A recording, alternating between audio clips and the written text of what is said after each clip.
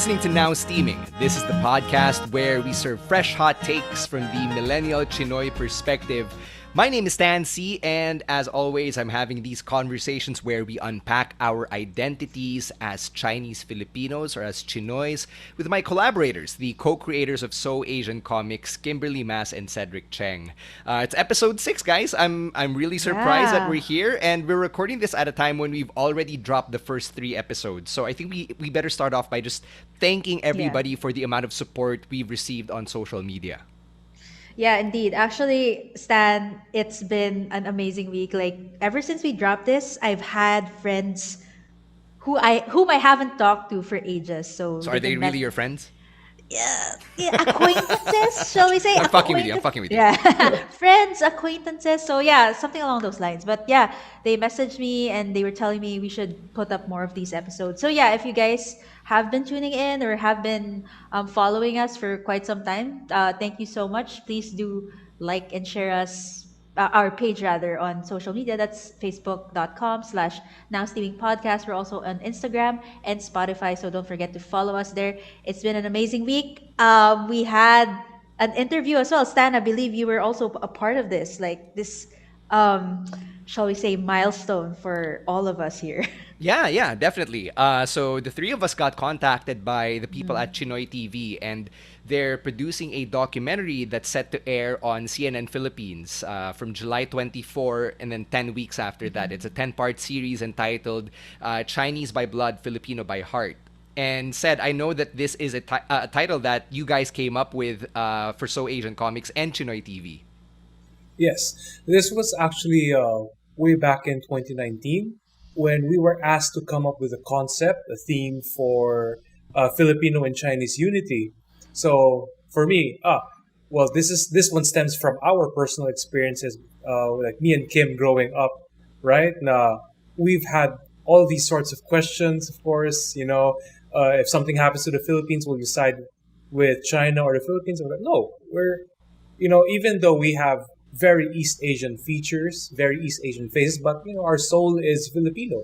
So that's where our tagline comes from: the Chinese by blood, but Filipino by heart. Yeah, so we're super proud to be part of it. The three of us all got interviewed individually, and we can't wait for everybody to see it. So again, you can catch it on CNN Philippines, Yep. July 24. Then for 10 weeks after that, it is directed by Emmy Award-winning filmmaker Mike Carandang. So go Yeah. check that out. All right. The reason why we started with that was because, as said mentioned, being on mass media, lalo na tayong mga Chinoy, to be represented on mass media, that's a Yep. big thing.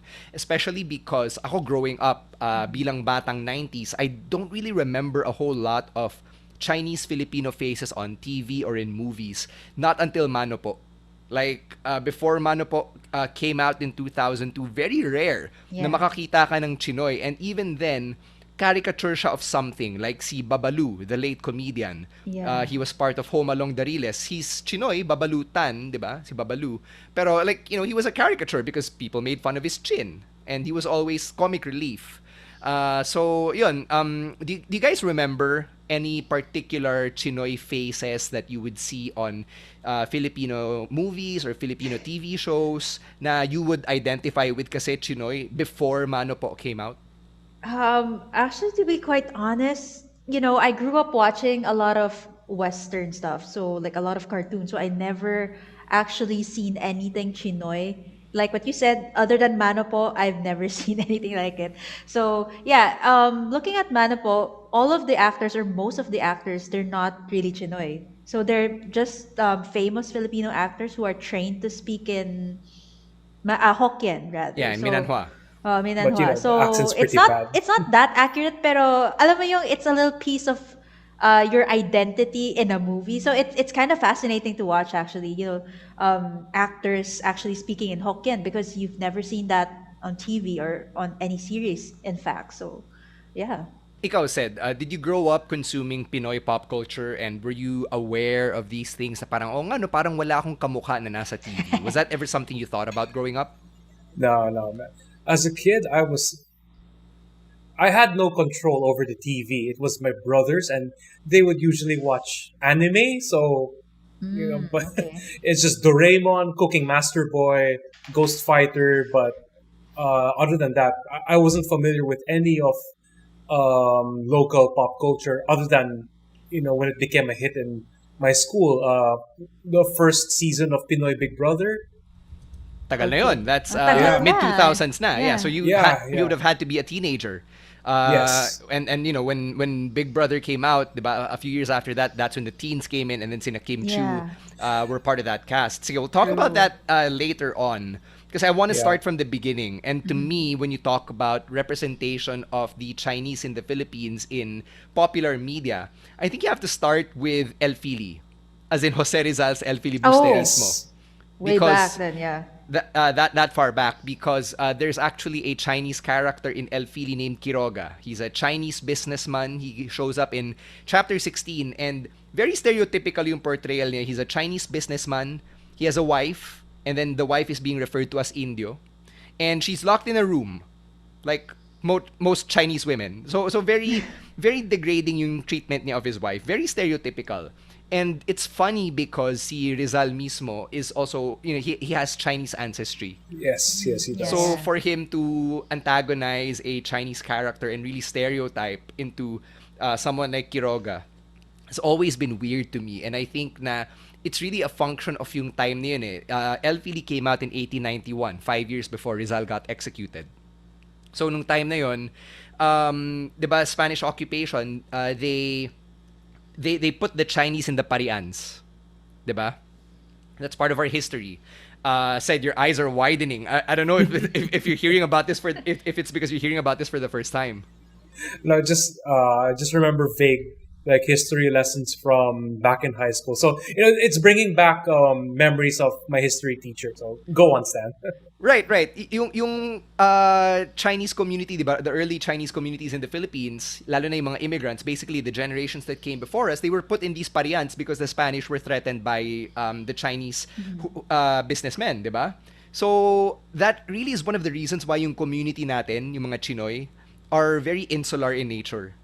Kasi we were kept in a ghetto, in a parian, 'di ba? Add to that the fact na immigrant mentality. I'm not sure if you guys have heard of immigrant mentality where wala kang support system, so you have no choice but to rely on yourself. And that's why they took no days off. That's why they're very hardworking. 'Di ba, yung Yeah, pagiging yeah, yeah. industrious is a core value supposedly ng mga Chinese businessmen Yes. because of immigrant mentality. Wala kang ano eh, wala kang fallback eh. Wala True, and kang it still carries makakapitan. over until now, Right. actually. Until now, it's still very much present, that immigrant mentality. So, yeah, from all the way back until now, it's just amazing how, na passed down, 'di ba, from generation to generation. And that's like our grandparents' this time. So, On the flip yeah. side, there's a negative din kasi parang yung immigrant mentality, if you never shake it off, you're like, no, you can't take a day off. That's why, kunwari, the generations before us are not as open to the idea of mental health. Oh, I want to take a Yes. mental health day. Fuck your mental health day, diba? That's probably What's what they would that? say. Oh, What's what's that? that? Diba? No, Or like parang, ano, masakit ulo mo? Ako, nagtatrabaho pa ako ah. yeah, that, and also like the concept of ano lang, like emotions, and like Isa pa they yun, see it yeah. as a sign of weakness. Right, right, right. Yeah. So, Yeah. so Like this all is of that, coming straight from like my dad and his generation. Like they legitimately said, what's the point of parang arts and showing emotion? At least I can do business and have money, right? So, so yeah, At parang least I it's have a, money. it's a warped like, evolution of that yeah, mentality. yep. Right. So it's like they always have to pit it against each other. Like it's either one or the other. Right. Yeah, So yeah. so you fast forward through yung history natin, and I would say na, you go through Philippine history, there are a lot of figures with Chinese ancestry, 'di ba? Even past presidents like Elpidio Quirino has Chinese ancestry. But when you look at mass media, I would say that the next iconic portrayal of a Chinese character is from the Lino Broca film Maynila sa mga kuko ng liwanag. So that's from Oh. 1975. And many film critics, both here in the Philippines and abroad, consider it one of the best, if not the best Filipino film of all time.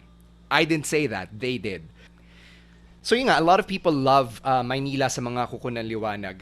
It's part of the anthology, the 1001 films you must see before you die. In fact, it's the only Filipino film that's part of that list. So it stars a very young Bembol Rocco back when his stage name was Rafael Rocco Jr., which I'm assuming is his real name, and a very young Hilda Coronel. So sila yung leads in that film.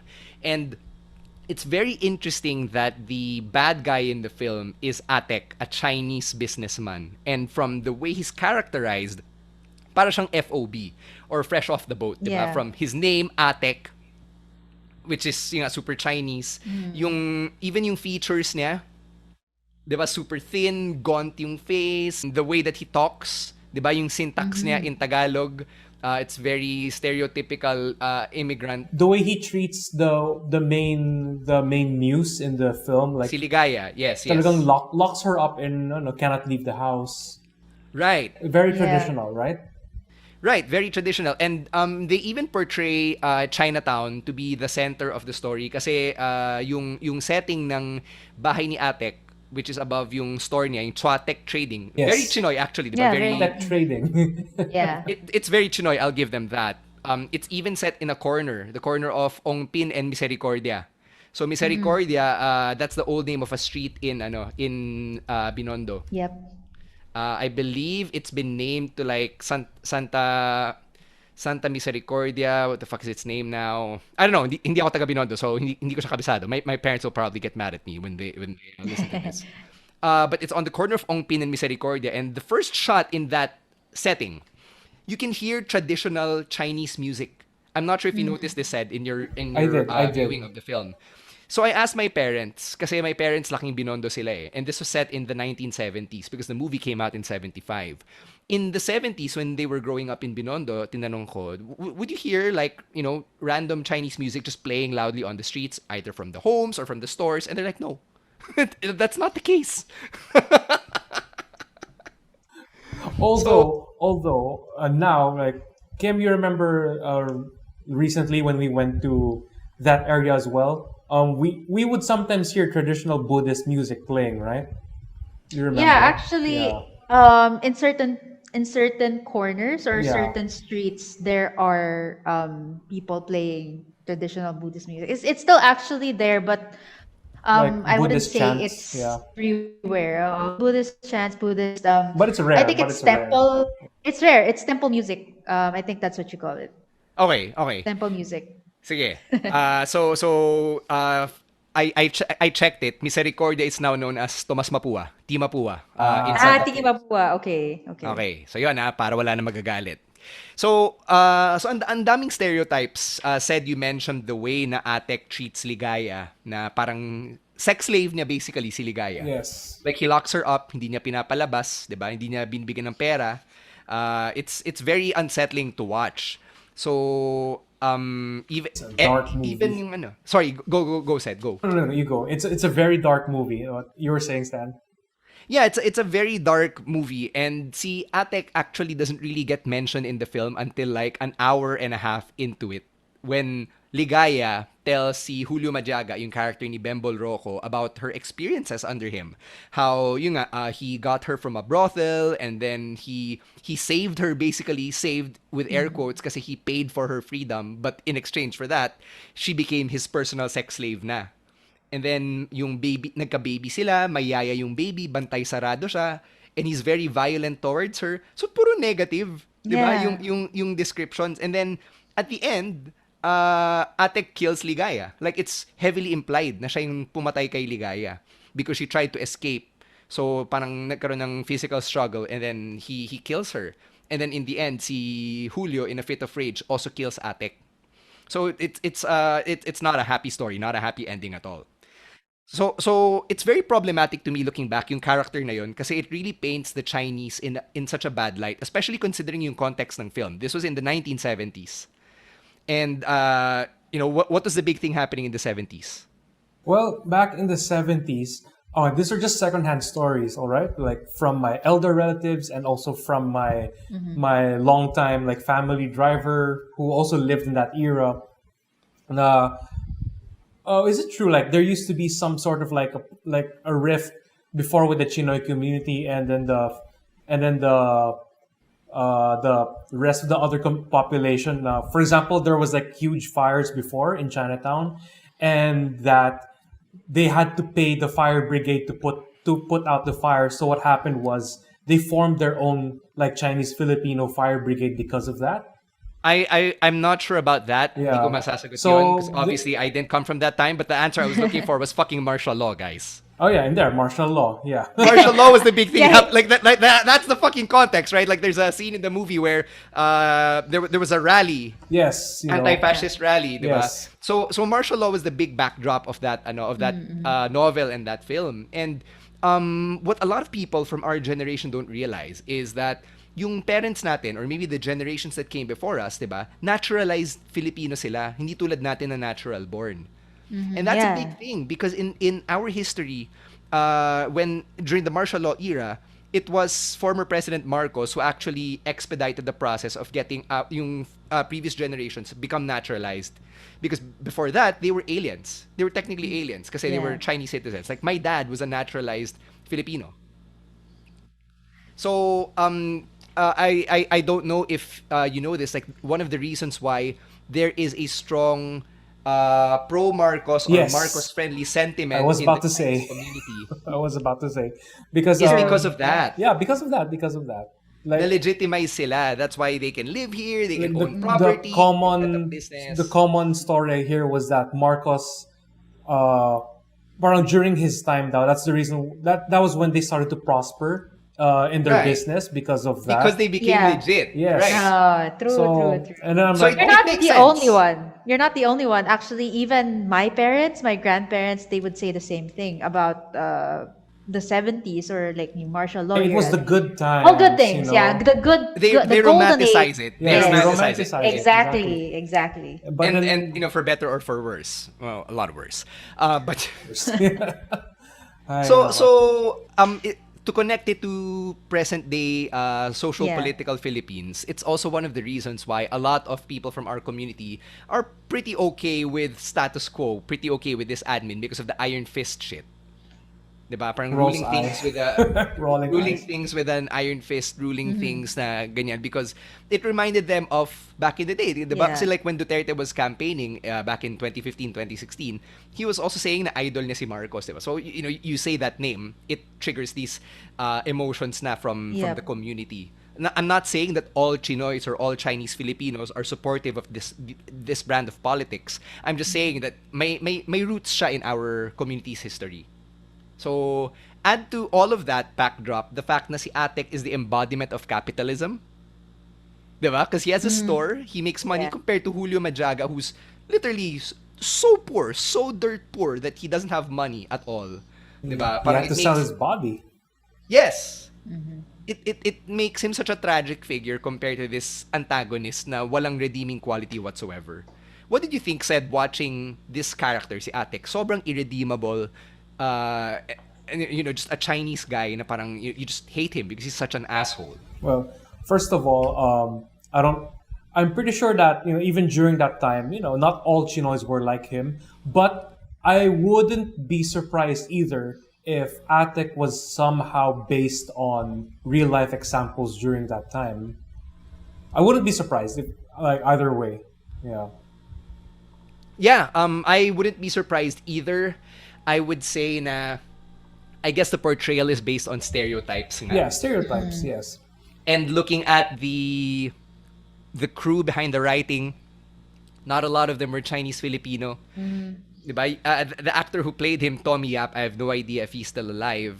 Clearly Chinese or clearly Chinese Filipino, but I don't know if Lino Broca is aware of the lived experiences of the Chinese. The author of Maynila sa mga kuko ng liwanag, hindi rin siya Chinese, diba? So parang it's hard to expect that out of them, but you kind of Yeah. wish that they would have done their homework on it. Yeah, I mean they can just take what they can get. Parang, for example, that's how they see us, and that's how they're gonna write it. That's how they're gonna portray it on media. But at the So same time, kasi, I'm not familiar with how the Chinoy community was different parang during that time compared to now, you know? I mean, people like us probably didn't exist back then. Or there were probably yeah. less of us.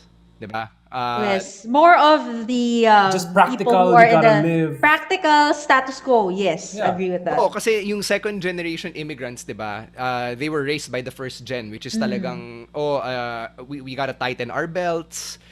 Hindi tayo pwede maging frivolous with our spending unless sobrang yaman mo, 'di ba? But if you're like if you were a middle class Chinese Filipino family just trying to make ends meet or just trying to get by, yung backdrop was really wag ka manggugulo, don't get involved in Yeah. politics, 'di And ba? then after school, you go to the office, the business to help out, right? Right, right. Yeah. So you have that mindset, I guess, as to how that translates into Atik. Hindi ko alam. Hindi ko, maybe may kilala sila na FOB. Tapos Mm-hmm. yun yung pinagbasehan nila ng character. Pero, Entirely. entirely, yeah. And Entirely. it's unfair. It's unfair for the Mm-hmm. Chinese na parang we're judged because of that one character in this super memorable and iconic film. Yep. So And I think it let's translates to the all of the films or all of the mass medias that actually have Chinoys in it. Like right after that film, diba? There's not a lot, so uh, yeah, like what you said earlier, mano po na lang yung natira, right? So yeah, it you can actually see the influences there then, yung how they portrayed Chinoys. But I think Kind before of, that, there was the Meteor Garden craze that came about in the 2000s, right, Stan? Yeah, we're not yeah. going to Meteor Garden and Mano po yet because we have to talk about the 80s and the 90s. In the 80s and 90s, you mentioned that there's not much representation nga of Mm. Chinoys because we kept to ourselves or our community kept to itself a lot. Um, Interestingly enough, the 90s saw the rise of kidnapping, lalo na sa Yeah. Chinese Filipino community, 'di ba? That's why I'm gonna speak for yung reality namin ni Kim as Xavierins and Icans who grew up in the 90s and Mm. 2000s, 'di ba? Sobrang Yeah. big thing yung gate pass, yung may fetcher's card, The your IDs had to be ID. coded, like Yeah. if it was coded sa Savior, if it was green, yun, pwede ka lumabas on your own. Pag Yeah. red, kailangan yung sundo mo may dala pang fetcher's card para tubusin Yep. ka, so to speak, from the gate, di ba? Yeah, similar to ICAS as well. Like if you had a blue ID, that means you had to stay at school until you had a fetcher Oh. with the proper ID to bring you out.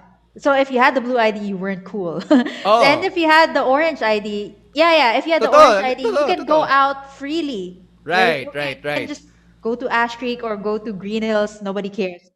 And Kasi your parents gave consent that you can actually do that because right before let me get to this detail a little bit because 'di ba rise of kidnapping in the 90s early 2000s I actually had I'm not sure if I can name drop her right now but if she was a she kidnap victim, I think she'd appreciate it if you didn't name her. yeah. Definitely not. Yeah, but definitely my classmate yon. I remember we were dismissed early because this happened. She Shit. was parang three chairs away from me lang. So imagine mo, she was really close kasi our surnames, letter L siya, tas ako letter M. So super near each other talaga. And then right after that happened, I think our advisor was like, okay, yeah, I feel like you guys are stressed out, traumatized. So I think everyone should just go home early. And I remember during that time, my dad actually got a bulletproof car.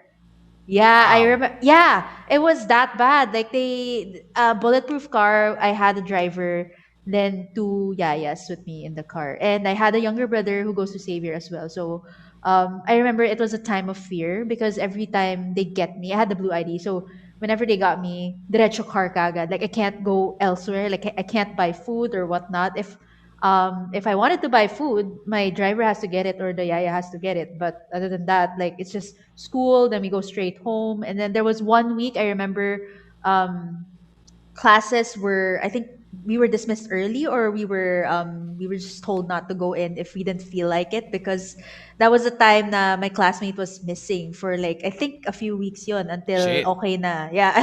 It was Wow. crazy. Medyo tumatak siya sa utak ko kasi grabe yun. Like, everyone was just really confused. And we were really young back then. Parang, I think grade school pa yata yun eh, or high school first year. So, it was really scary. Yun lang. It was a very volatile time to be a Mm-hmm. Chinese Filipino, and in the media the way that we were represented was you know of the Chinese Filipinos kasi mayaman sila, like the Taipans, 'di ba, the Henry C's and the Yeah. Gokong Ways and the Lucio Tans of the world, or kidnap victims. right? The Yeah. Chong sisters, Uh-huh. everybody else who got kidnapped. So, napaka-limited nung exposure din to Chinese Filipinos, which led to stereotypes continuing to be formed, which leads us to Mano Po in the early 2000s. 2002, Regal Entertainment comes out with Mano Po, which was a big deal for our community, diba? Kasi parang, wow, finally, they're telling her story. And one of the writers of the story is si Mother Lily Monteverde, who's actually Chinoy, right? Um, and lo and behold, Mano Po opens, and what's the first scene in the movie? Fucking kidnapping. Aramina and Chris Aquino are fucking kidnap victims. Like, that's literally the first scene. Yeah, I guess it was relevant that time. So parang sabi, sige, how can we open this movie? Okay, let's make it a kidnapping thing. What a way to open it, actually. Yeah. It was a long time ago, but yeah, that movie actually had a big impact. My mom appreciated it because we don't really have a lot of content like that. So, syempre, when it came out, everyone was talking about it. And yeah, it had a lot of, it became a franchise after that. It So, became a hey, franchise, franchise, yeah. franchise, diba? It's as ridiculous as the Fast franchise, yeah. And just like the Fast franchise, it's all about family. Are you Dominic Toretto? It doesn't matter when you got family. Doesn't matter when you got family. Yeah. It's family-centric, diba? Kasi that's another core value natin bilang Chinoy na, we keep to ourselves. It's all about family, maintaining harmony, all that good stuff. Let's take a look first at the cast. We're not gonna name like every single member of the cast, Yeah. but Kim, you mentioned it earlier. A lot of them aren't Chinoy. From the cast, the ones who I know for sure are legit. Or I don't want to say Or legit Chinoy. I'm gonna legit. sound like the ano. I'm gonna Yeah, sound like the yeah. admins of the Kaisha group. The ones who I know are open about being Chinoy are si Chris Aquino, Chris obviously, Aquino, yes. 'di ba? From the Cojuangco side. You also have si Carlo Maceda, who played Jimmy, the Jimmy. stuttering Yeah. parang half-brother ni na Chris Aquino. So, si Carlo Maceda. I think he came from Grace pa nga eh. He's an alum of Grace, si Direk Carlo. So, those two. Yeah. I And think there are some more actors, or I would say the like background minor. actors for Yes. sure. Like yung mga, Definitely. yeah. They're Chinoy. So But pero not the minor main roles. cast. No, not the main cast. Yung main cast mostly Mano po, this is the first the first installment rather. So we have Maricel Soriano, we have Richard Gomez. So these are popular Filipino actors and actresses, but they're not Chinoy. Yun lang yun. They were trained. They were actually really trained well to speak the language or to speak Hokkien or Minanhua in the film, and it was great, like parang hearing the language talaga in the movie. So it was really surreal. How about hearing Eric Keeson go, "Cha-ching!" Parang hindi siya super. Okay, just to share, like I remember watching this in the movie theater with my mom. So my mom kasi she's a fan of like mga Tagalog movies or films like this. So the only one who appreciates that at home is just her and me. So she brought me to the movie house and we were watching it, and then yun nga, when that line came up, she was like, "Mali yung accent. Mali yung Yeah. accent. It's my, supposed to my be." mom said the Yeah. same thing. My mom said Diba? the same thing. I'm pretty sure everyone who's listening to this right now, if you guys watched You know Manopo, how it's said. You've yeah. heard it enough times. You know how to say Diba? "tap-ting."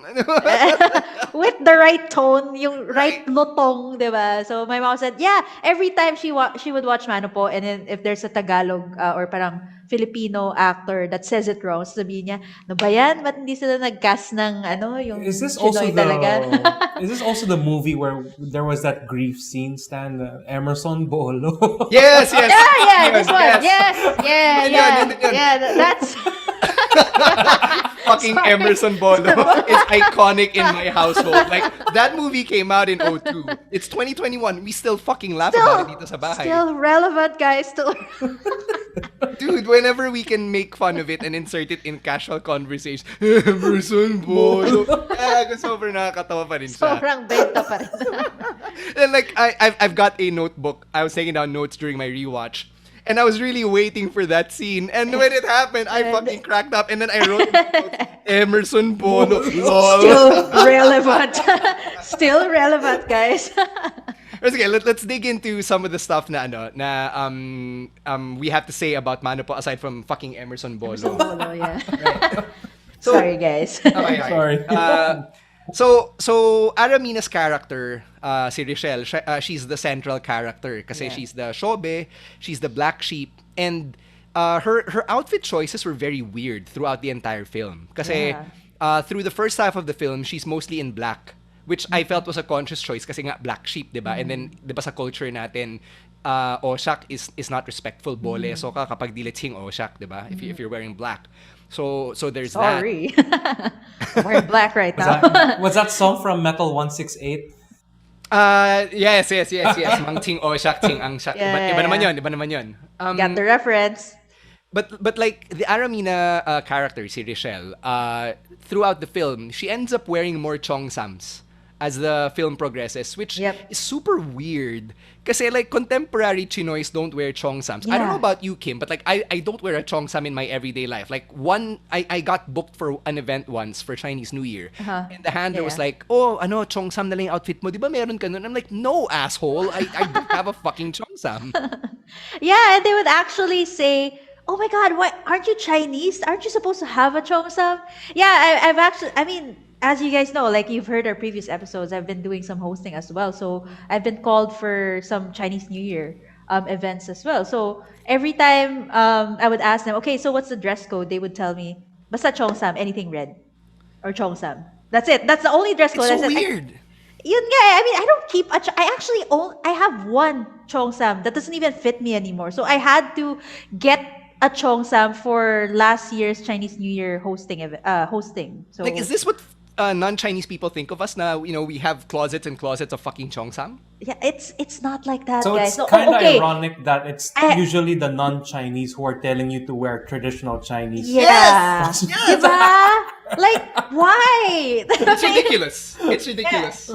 So it's not like it's super outdated, and they have this image of you like, if you're Chinese, you have to have a cheongsam in your wardrobe. And okay, let me just interject this experience I had because so I do like hosting as well, right? Hosting, and sometimes I do like TV stints pag may opportunity. So I'm that type of person who takes opportunities like this. So okay, 'di ba, parang just to make it memorable, make your life memorable. Sige, I get called for if I'm not mistaken, it was Ang Provinciano. So I got called in for a gig. So they said I have two roles. So number one, Chinese Mafia. Tapos number two, ano daw, Chinese student. Okay, so yung Chinese Mafia, tinanong ko muna, "Okay guys, what's the dress code here? What am I supposed to wear?" Cheongsam.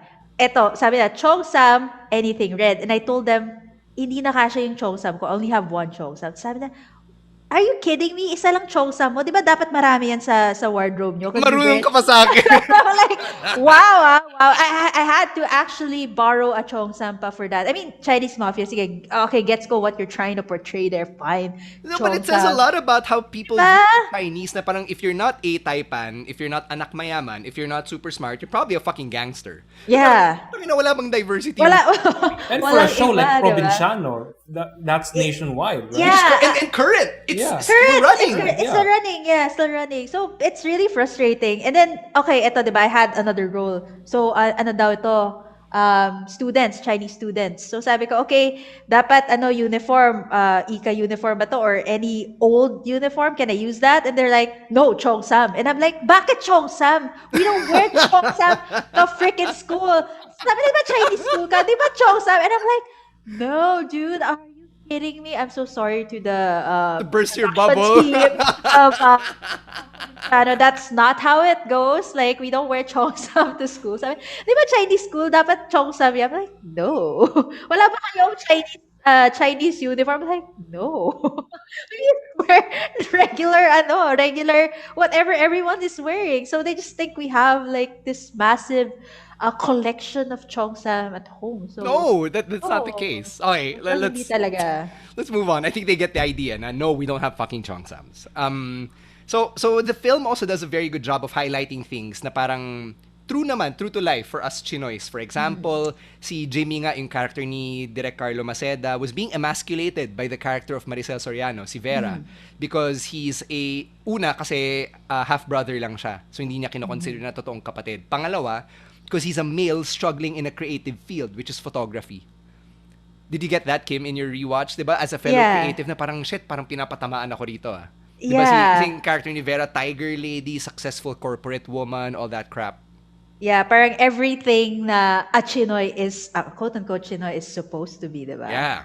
Whereas parang if you're a struggling artist, di ba, parang that's parang so un-Chinoy or parang that's not who you're It's not supposed a to be. Parang hindi siya success. ideal. Hindi siya ideal. Right, right. Hindi siya ideal.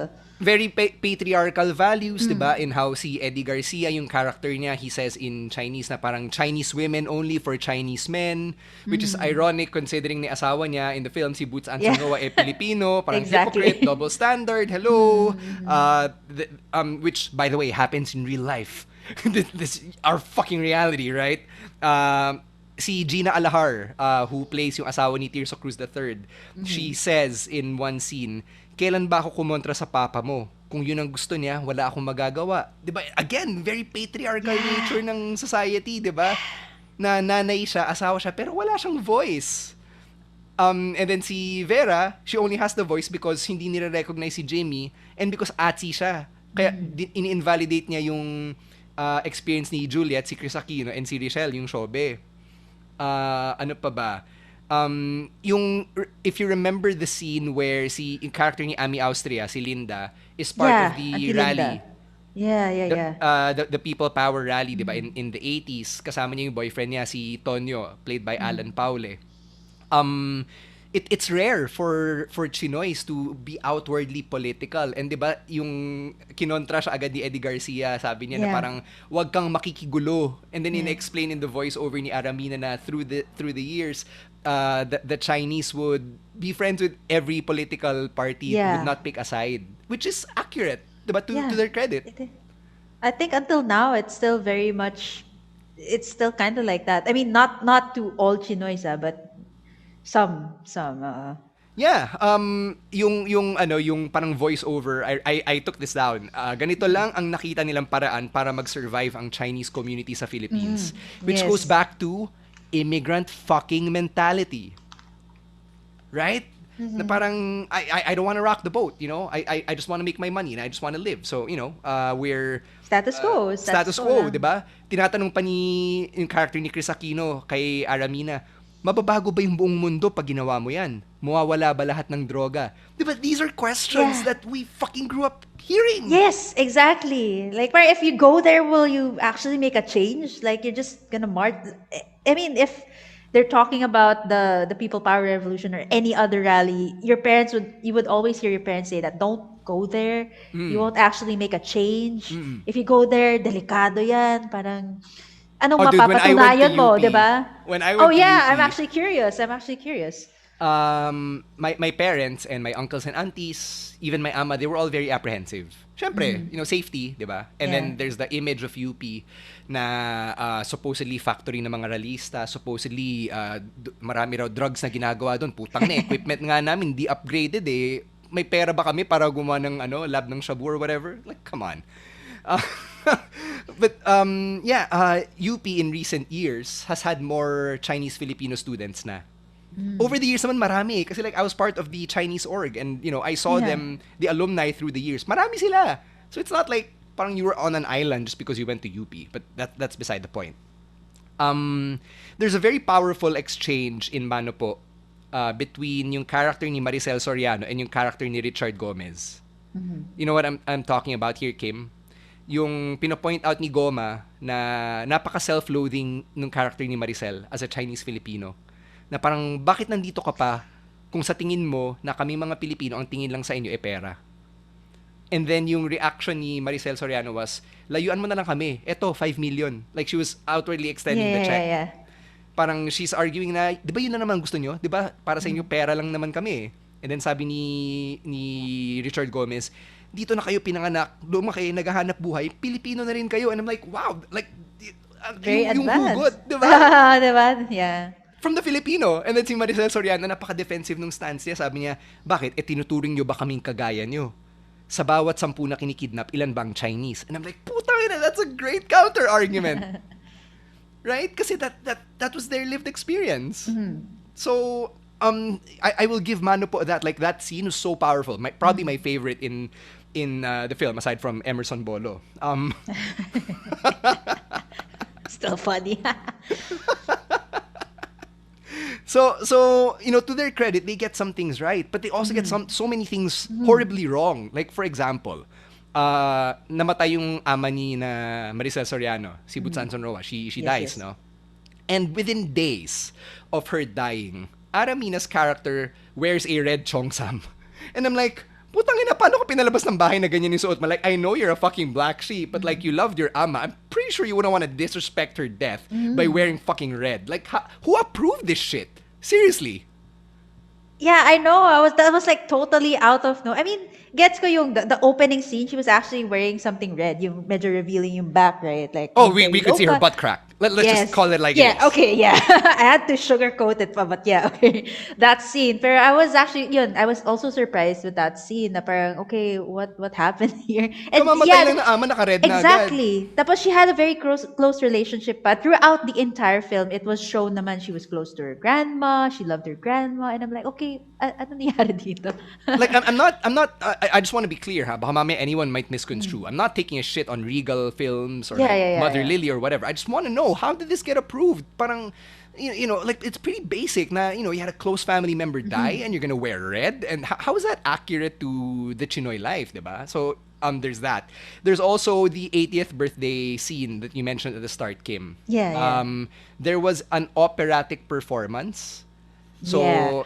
did you notice that? I've been to Yes. quite a few 80th birthday celebrations, and I'd never seen a Chinese opera performance. There's a term for that. It's called kauka. Yes, Kauka. And I I've asked my never seen parents, that. common ba yun sa mga 80th birthday or 70th birthday? And they're like, no. Those are like street performances. Yeah, actually, I've been to an 80th birthday as well. So, wala. As in, sabi ko, what's the only thing you do in an 80th birthday party? We just freaking eat. Walang kauka, walang dragon dance, no nothing, no Yeah. fireworks. It's just simply, we just eat. So, yun, I think parang they really, sobrang stereotype nun. Parang, okay, Exoticized even. I would yeah. use the I word would say, I exotic. was Ah, about to yeah. say, they try to make us more exotic than what we see. Diba, said, like even ikaw, like admittedly, you're not super exposed or super familiar. Like if that comes across weird to you, then that Well, it's more of back in college, I actually had my fair share of like acting stints with college indie films. So Ooh, okay, this is interesting. so Yeah, go ahead, go ahead. So a lot of people, they would portray me like my roles actually in college productions were like Chinese mafia. I was a gun runner, and then but then the I had this role that quite caught a lot of like there was an audience for it. Kim, you remember that indie movie called True Love?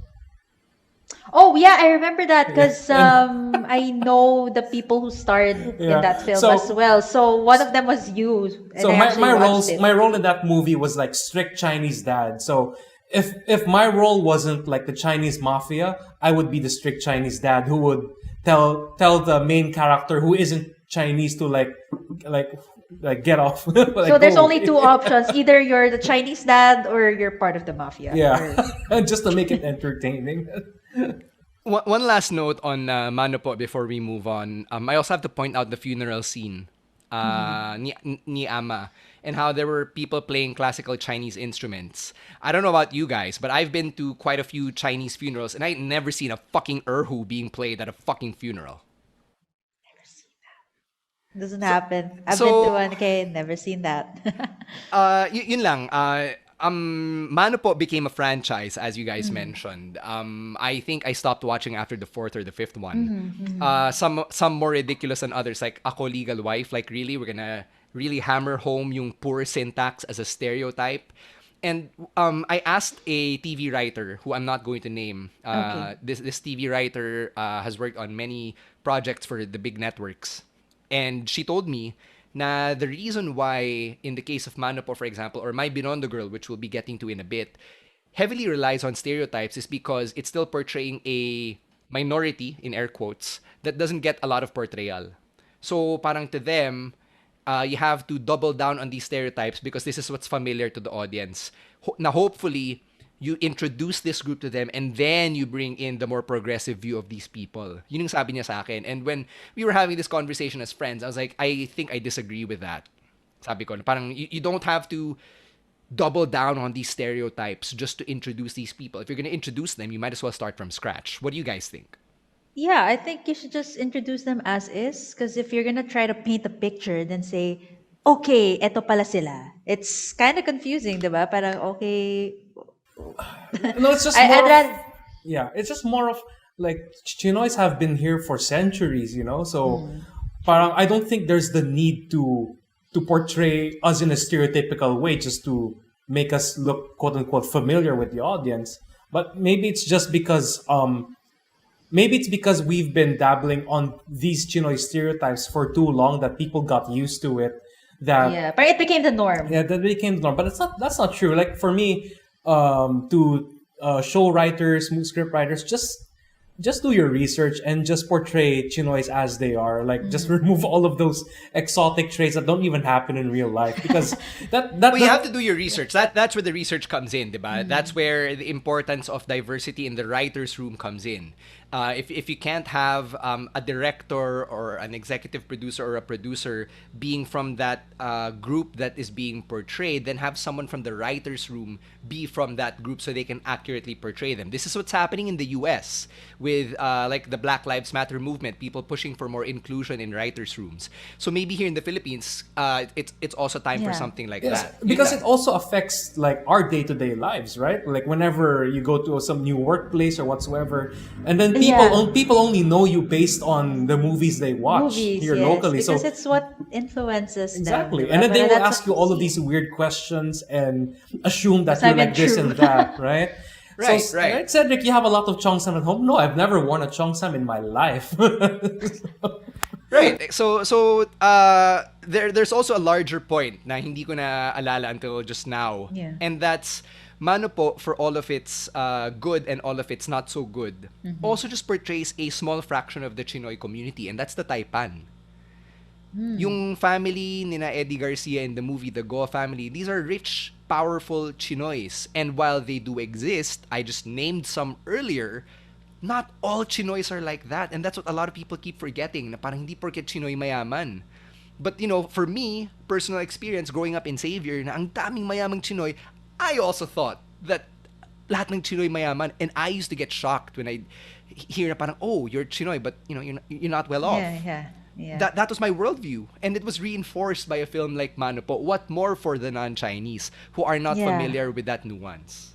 Yeah, true. I had the same mindset as you until I met other Chinoys, because obviously before I only interacted with like Xavier Ika, and then that was my world basically for 13 freaking years. And then you go to college, you meet new people, and I'm actually surprised. Like I got super culture shock, like what I said in the previous episodes. Like, oh, there are actually Chinoys na ganyan pala, or part of this community, or not so well off, not like what you said. So, super, it's a shock to me.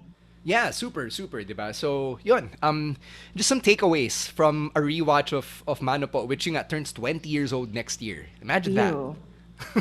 Wow.